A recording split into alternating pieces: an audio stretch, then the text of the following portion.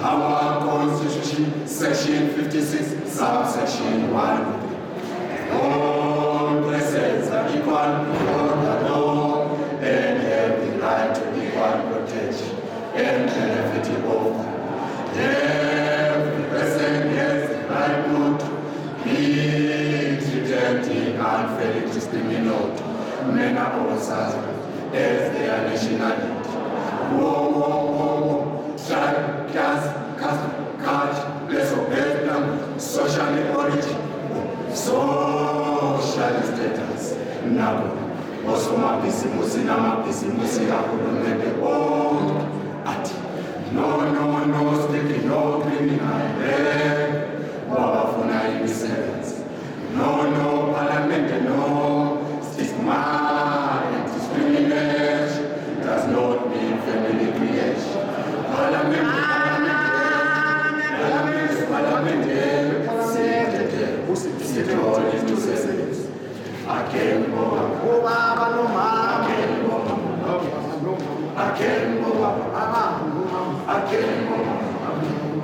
during the reign of restoration of our country, there was no criminal records consideration. Why can't you let by cause be by cause?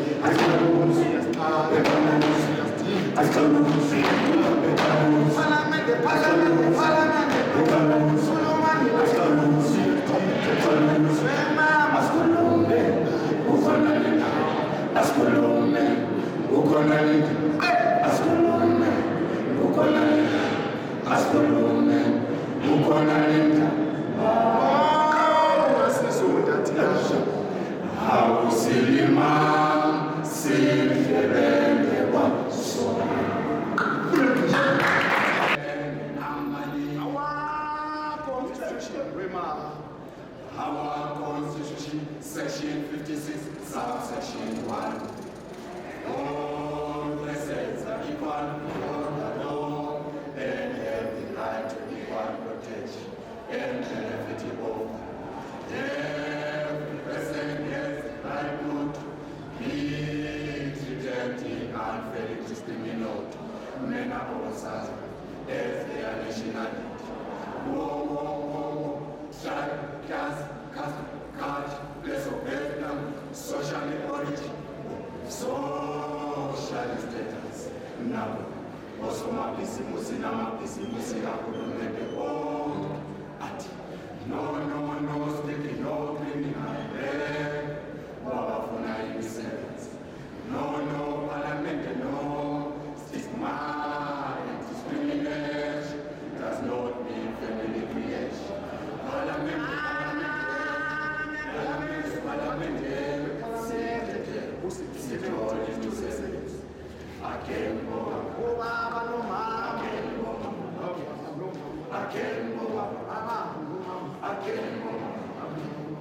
during the reign of restoration of our country, there was no.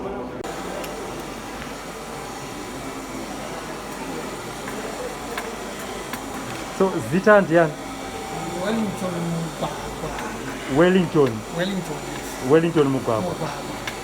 Musati makushandira panapa maishandira ku inini ndakabva muindustry ndasenzera inonzi Wise Fashions for 35 years ndikazosiya basa muna 2009 nekuda kweinflation ndakutanga ndichisevera. Saka kuti muzoshanda panapa zvakafamba sei? Kuti muzofa kushanda panapa ndakati ndasiya basa muna 2009 ndikapuwa kapension $150 ndikamutenga chimushini ndikaenda patrust paprincess court pandakaona nzvimbo yekusenzera ndikasevenza ipapo ndikabva ipapo in 2013 ndikaenda pasave the nation pandakasenza only 1 year ndichizobva ndienda patrust house inosenza ipapo until na 2016 kazononzwa nzvimbo pano paokemet. Mati makapuwa pension yemari $150 US. Masenza after how many years? 85 years. Ndo yakatenga machine asi iyoyo? Ndakatenga only one machine, a domestic machine, of which I registered handisinayo. So from then now, how many machines have you got now? I've got 8 machines. And you employ how many people? 4. 4. So how has been your life since you left former employment, you got your pension, bought your first machine, and where you are today? It was a tough going, lakini pakatooma nokuti tupinde pamarket ndozvainetsa market structure zvisina mari yekuti usenzesa unengosina. Saka just from nowhere wotanga kuda kutsvaga wopinda muzvikwereti wotomboda kusunga. Saka ezvezvi patingati pane matambudziko amuri kusangana nawo here mubasa renyu yamuri kuita? Hambo chaiko chekutanga dambudziko rokutanga i-coronavirus. Coronavirus yakati critical. Ezvi tikutaura kuti this second year ndiri takagara hatisi kukwanisa kusevenza. Mari takatasenza tachengeta takaisenza tagara kumba nekuti akatisina kuwana mari kuti ukwanise kuwana mari kuti usenzese nengosina. Saka tasenza mari yebhi takatoita pabusiness tiko kuzvitenga tatisina kana mari yechipita wasting all the money which you've actually invested usina kana capital yokuti usenze. That is the major challenge. Pamaimboshandira naye pamakushandira zvinezvi tingati mutsauko uripo wakamira sei? Difference. Mutsauko specify zvakanakisisa because panapa tikuona kuti panapa pane marooms amakushandira iyo pane tingati mitemo inotedzwa takatarisa nyaya dzesafety and health nekwamaimbosenzera ikoko topanda kuti musiyano wacho wakamira sei ende zviri kukubatsirai sei imimi semushandi anoita mabasa emaoko? Ndinyaya yekutaura panapa from the before renovations then after renovation ndichisvika panapa that was in 2006 tichitadzwa ndisini 2016 tichitadzwa nzvimbo ineyi it was an open hall yakanga isina chimwe chinhu. Tikada kuti tanga kuzosenza pamba pakaiswa ma3 structures. The first structure yanga iri pakona painge ine mazinji tikava tiri 4 nzvimbo inenge isingazivikanwa. Takati tiri kutora magesi netambo kubva kukona kuchipinda munhu tichizopinda pasho patakatiri. Unfortunately, because of that, we lost another member. Akafira arts, akafira maoko angu. Uya sasikutangarwa nemagetsi. So panyaya dzesafety panga paine major compromisation yekuti magetsi aitakura mazingi ataisenzesa aitakura moto. Wati ukabata that structure kudai so wainzwa electric current mune magetsi ari kufamba mazingi momo. Saka that was a major challenge kutakatinayo. Number 2, utara ngi my toilets. That's not to be only one toilet for male and one toilet for female. Only 35 watakatina umu ma shops, 35 shops in my employees. So I want to panga pani challenge ye utano. Nzvimbo yataitora mvura yekumwa drinking water yaitora mu toilet. zvinopa nemusiyano it's better nokuti nzvimbo yekutora mvura yapo matoilets apo abolition facilities for men tina kuti 3 marooms handiti vakadziwo 3 marooms kuitawo nzvimbo yekutora mvura pabeta also totarira kuti mastructures atinawo this structure iripo haitakuri moto haibati moto electric ikabata magetsi haifambisi current saka pari beta ipapa ndomaonera amewo ndiyakupindurewo mune zvidzidzo zvamakaitwa nenasa zvinosanganisira kuti mapepa enyu ave in order kurejista nepras kuitawo kuti muite mushandira pamwe muchiisa mari parutivi kuti kana muchinge masangana nedambudziko mugobatsira mumwenyu makazvipinda here muzvirongwa izvi uye zviri kubatsira here zvidzidzo takaita but pakambwa paita challenge yakati chingobva kunasa the first week yaita 1 week nenasa nditi chingobva kuzvidzidzo zvenasa 1 week later we went into lockdown so kuti tikwanisa kuzviimplementa zvaisaimplementeka but we tried and kuti zvinozama kuti tizviimplementa registration of companies in a registered company with also nasa I've been a member of nasa when ndakabva kuindustry I'm still a member of nasa but my employees I want them to join that one but because of nemari ndopane problem we can't implement that but we want to implement but we can't implement at this stage which is not flexible enough to cause tichikutarisai nebasa ramuri kuita nemaorder amuri kuwana inini muchiriudzwa zvakare kuti munosona chii panapa kambani yenyu makore mashanu ari kutevera inenge yamira zvakaita sei that one gives me a very big smile because it's going to be one ichazikana pasi rese because I'm a designer by profession. Let me just ndopaika history kekuti ndakabva kupi. I was designing for YSL Fashions. In 2006 I was recognized by Spain Madrid kuti muZimbabwe mune munhu anoita zvinhu zvakadaro. Saka with that knowledge ndakaona muindustry ichitaura ndakabuda basa my 2009 with $150. At this hour I've got 8 machines with 4 employees. Zvikuda kuti in the next 5 years kana ndisakhansa no COVID atiti kapasita zvimwe zvamamaita disasters andingaita ndinoda kundikura. I don't want to be a very much big company but a better SME ne better quality in the jobbing industry yokuti isusu tinoti basa ratinoita ndariveri nequality tichita mabasa akasiyana siyana kuti tikwanise kuita kuti tirarame tizikanwe international not muZimbabwe chete. South Africans they must come and our products here.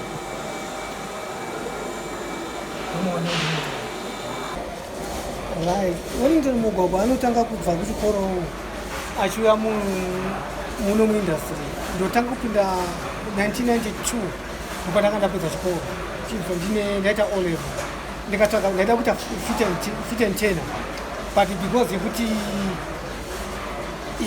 yeresizm ndipo ndakandaiwana paBulawayo City Council asi kuti ndizviite maida vanhu vanotaura chinhu mwana moyo vana chii so ndakatadza kupinda ipapo ndikabva ipapo ndikanowana basa muclothing industry paYSL Fashions ndipo ndakawana basa iri ndikatraina as a cutting designer ndikaita course yecutting designing Bulawayo Cutting Designing Academy iripana South Africa. Makasedza ipapo kwenguva yakareba zvakaita sei ende makazosiya gore ripi? paYSL Fashions ndakasenza for 15 years ndikasiya basa ipapo muna 2009 nekuda kweinflation ndisiya basa ipapa ndakapwa mari yandakapiwa wanga uri muhoro $150 ndomba ndakatanga naye project yokusona. Makatanga chicha makatanga kutenga neproject iyoyi ende maishandira kupi? Ndakatenga a second hand domestic machine kakaita $100 ndikasara ndine $50 pa $50 ndikatora $30 ndikanobhadharira nzvimbo pandaka ndawana nzvimbo shop yekuti send ndikasandie $20 ndikatora $20 ndikatenga jira ndakatanga kusora ndichitanga kutengesa paprincess court iri pana 40th street na9th avenue. iye zvinezvi maane mishini mingani and muri kushanda nevanhu vakawanda zvakaita sei? Ezvo ndine mishini 8 yamuri kuona mishoma shoma iyi but moina because of space ndakaidislocata iri pasi pematables including that other cutting machine apo which is one of the most expensive machines for cutting. Ndine vasevenzi 4 kanchi ndine vasevenzi 4 inini ndine wacho uchi 4 ndine vasikana vatatu vandosenza navo. I do the designing, cutting nekusona chovataridza. Mutsauko uri kwamaimboshandira nepamakushandira iye zvinezvi wakamira sei? Mutsauko uripo ndokuti kwataimboseenza kuprincess court maisenza pamadivi maisenza 24/7 basa rakwevhikana basa na12 o'clock kwaikwanisa kuya kushopu kuzosevenza. Panapa ukangowana basa usiku haukwanisi kuuya kuzosevenza because pane maconditions akuti kana kuti usenze overnight ofa watongoanyoresa vanhu vachiesa na4:30 saka ukazowana basa anytime after 4:30 haukwanisi kuti uzosevenza. Ukazowana basa paweekend manje pane babva kuna na12:30 masikati Saturday and Sunday pana Saturday half day Sunday haizi working day. So ukaona basa ipapo kuti wewe uzokwanisa kuti usevenze haukwanisi kuti usevenze saka unotorasirwa nebasa ipapo. Muri mumwe wevamwe vakatanga kushandira panapa iye zvinezvi parinovetwa mukatitaurira kuti pasati parinovetwa panga pakamira sei uye iye zvinezvi parinovetwa pamira sei zvakare? Pasati ndimwe wakatanga kushandira pano pasati parinovetwa panga paine tsaona kuti yekutanga yakanga iri hall yakanga yakangoitwa petition nechoko kunyora pasi pachibva ipapo pachiitwa matemporal structures akakaitwa nezingi chibata magetsi tinokaisa tambo dzemagetsi wainzwa moto wemagetsi uchifamba mukati macho kuti pane leakage iripo samwe pakanga pasina utano hwakakwana pamusoro pemagetsi nokuti taitwa tambo dzaibva kumadziro dzichifamba long distance crossing on to mashops mamwe anokanga like pane shop less and then was B03 just immediately after this passage yakaitwa yakanga ine mazengi isina magetsi yaitwa magetsi kubva kumadziro oya papassage patakachira pakazoro pasame shop next makhelwane wangu muvakidzani akazowana magetsi akaya nekuti magetsi akasakubva zvakanaka. Ndo mutsauko wokutanga. Chechipiri matoilets panhu vanhu 35 makambani akangapo takati matoilets maviri kuti 1 yana baba 1 yana mai saka toilet ukaitoita congestion manje nokuti vanhu vada kuenda kuchimbuzi wosvika munhu ari muchimbuzi uya kuti pinde muchimbuzi mwaita mudumbu pamwaipedza kuti tawiti panze drain because patoilet panga pasina mvura chaiye yekunwa taenda kunotora mvura mutoilet matinomwira matinoenda kogara pasi nomataitora mvura so utano hwanga huine ngozi. Mune zvirongwa zvamakadzidziswa kuitira kuti basa renyu rifambire mberi inimi maSMEs zvinosanganisira kushanda neNASA. Zvipi zvirongwa izvozvo uye zviri kubatsira here mubasa renyu? Atimbomira tasvika panasa atimbotanga neILO tine training yatakaita neILO how to start a business. Yes. Although tatondoita business inini ndine zvandakadzidza andaisaita mabusiness angu like totam bookkeeping, transparency in your business, marketing strategies zvizvo takadzidza waizvo kubva kuILO. That's why ndadzidza uchidzidzo ichocho. That's why muchiti mukatarira pakona unoona paine mushina uyu uri kubudisa mapikicha mapikicha ari kubuda hakazi kuti mungoone mapikicha just marketing ndiri kutengesa maproduct ezvo some of maproducts andinoita panapa amuri kuona ari kubuda ipapapa koto kuto advertise ikoko semarketing strategy yakadziswa neILO iyoyo.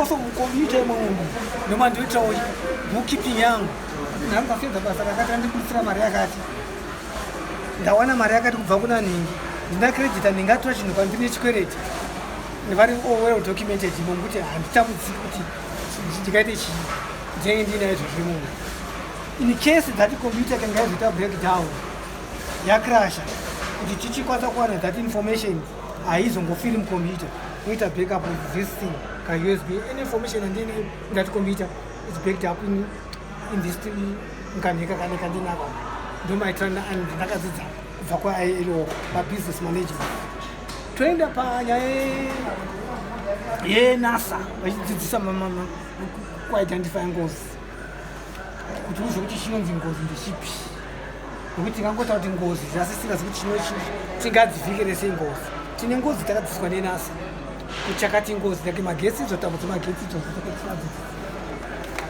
ndikombowa ichiti kana ndiri kusenza muchina tambo yangu ndienda yakupotsera kusepoza ndapuplaka pakakwana also ndobva ndanyora kuti tambo yangu ndiye muchina upi kana chienda kundisenza lockstitch renda kuplaka kandiplaka kuti tambo dzedu dzakawanda I must identify chi muchina wandiri kuplaka kana ndakuplaka uko ndofanira kuti ndakuplaka ndowandozokuita seisa maswitch kudzimira kuti pakaita ngozi yemagetsi ndokwanisa kudzima nokulaita ndochinhu chekutanga chechi2 mapasswords nzvimbo iri so iri crowded but I try to make it munhu akwanise kufamba pane ndikuti kandisenza munhu anokwanisa kufamba ichibuda kudzivirira ngozi kwandakadzidza. Takatarisa kambani yenyu makore 5 inenge yamira papi? Makore 5 ari kutevera mafungira ndakaita handiri kuita fandindi nevanhu 35 ndiri muti 35 vanokwana pai pamushina 8 aiwa haisi mushina inenge ichiwedzera asi haiva vanhu vose vanosora kachitaura pavanhu 35 tichada vanoita basa rekutengesa tichada vanoita basa remanagement anenge akagara pasi achiona vanhu aiza kuti mawages aita chichi chaitika chiri mukambani saka ndikuti yakakura ine vanhu 35 including mamanagers acho tichikwanisa kunge tichitengesa mbasha zvine competition kwete kuti totaka protection aiwa zvine udzamu zvokutoita competition nechina yakunze nenyika ikoko nekuti mufananidzo atingapo kuti kachitaura kuti china kufamba kana ndizvine sinozviitawo kutaura mbasha dzevanhu anditika eitaura tikukombita nechina kana china ingamira changa chakamira chakadai so ndokombita nechina ndozvine nekuti udzamu wacho basa racho tinawo takaenda kuchikoro kwachikodzisaka designing yachona at industrial level tikadzidza inonzi operations and operation and production management kuti kokusona kwacho kuti tikwanise kubuda nembasha tobuda nazinekwana tinozviita sei tichidzivirirawo tine unyanzvi hwekudzivirira chinhu chinonzi west kuti sarasikwa nemari tikwanisa kusarasikwa nemari pakaita sei pakutenga machira chako chako pakucheka chako chako mbasha dzachona pakuprodusa mbasha dzachona tokwanisa kurasirwa nemari yakawandisa saka unyanzvi hwacho tinawo ende unyanzvi hwacho ndowati kuti isusu kuma-SMEs ariko munomu tinopa another service yekuvadzidzisa kuti aiwa. This is Yabuda pa TV, hakudi masivi Sly Media TV, yandispota ndiri mustreet ndazoona ndapa news ndakawandwa nema views Sly Media TV mandichinjira ang my dreams Sly yao ya Sly Media Sly yao ya Sly Media Sly yao ya Sly Media Sly yao ya Sly Media kuchinja vision ya maghetto youth kuchinja life ya maghetto youth kutipa nzira semaghetto youth kutipa gwara ramangwana rakanaka Sly yao ya Sly Media Sly yao ya Sly Media Sly yao ya Sly Media Sly yao ya Sly Media